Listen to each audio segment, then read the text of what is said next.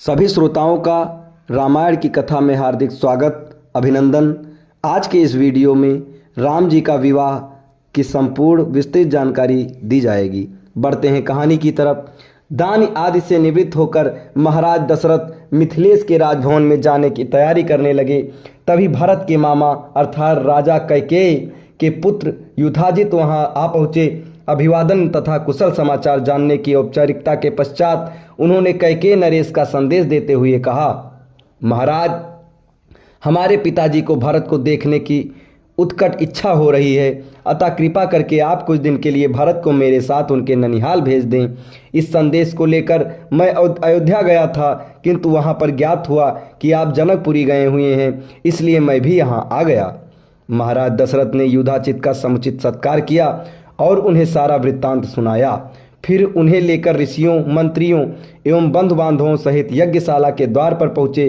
थोड़ी देर बाद नाना प्रकार के आभूषणों को धारण किए हुए रामचंद्र अपने भाइयों भरत, लक्ष्मण और शत्रुघ्न के साथ उनके पास आकर खड़े हो गए। गुरु वशिष्ठ ने जनक के पास जाकर कहा, हे विदेहराज, महाराज दशरथ अपने पुत्रों के साथ अंदर आने की अनुमति चाहते हैं। इस पर महाराज जनक बोले, हे महर्षि, इस प्रकार अनुमति मांगकर वे मुझे क्यों लज्जित कर रहे हैं? वे अयोध्या के ही नहीं, मिथिलापुरी के भी स्वामी हैं और मैं तो उनका अकिंचन दास हूँ। क्या कभी स्वामी अपने सेवक से आज्ञा मांगता है?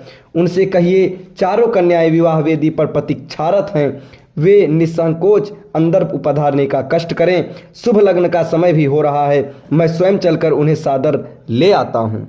इतना कहकर वे महाराज दशरथ के पास पहुँचे और उन सबको यज्ञ स्थान पर ले गए। सबको यथोचित आसन देकर जनक ने उनकी पूजा की। फिर वशिष्ठ जी से बोले, हे महर्षि, आप इन ऋषि मुनियों के साथ विवाह कार्य संपन्न कराइए। आपसे अधिक योग्य पुरोहित और कौन हो सकता है? गुरु वशिष्ठ, महर्षि विश्वामित्र और मिथिला के राजपुरोहित सतानंद विवाह कार्य संपन्न कराने लगे। सबके पहले वैदिक विधि के अनुसार विवाह के लिए वेदी का निर्माण कराया गया।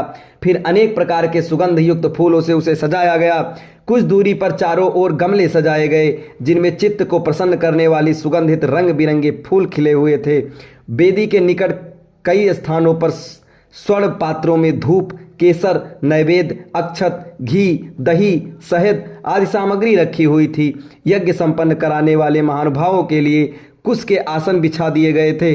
गुरु वशिष्ठ एवं अन्य महर्षियों ने वेद मंत्रों का उच्चारण करते हुए हवन कुंड में अग्नि प्रज्वलित की। फिर वशिष्ठ जी के आदेश पर राजा प्रसाद की महिलाओं ने जनकपुरी सीता को लाकर यज्ञ वेदी के निकट खड़ा कर दिया। उस समय सीता जी का मुखमंडल प्रातःकालीन बाल रवि की भांति अनुपम